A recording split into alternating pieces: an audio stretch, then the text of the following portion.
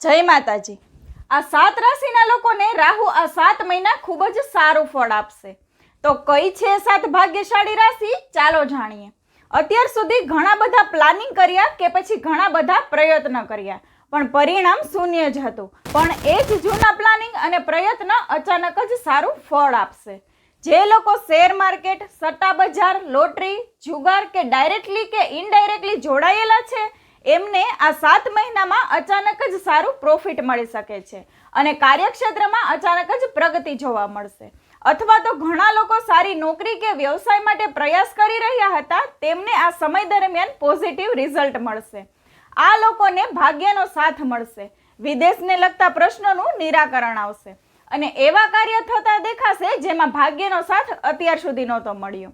તો એ 7 ભાગ્યશાળી રાશિ છે મેષ, વૃષભ, મિથુન, કન્યા, ધન, મકર અને કુંભ। તો આ વિડીયોને આ 7 રાશિના લોકો સાથે જરૂરથી શેર કરજો। જય માતાજી।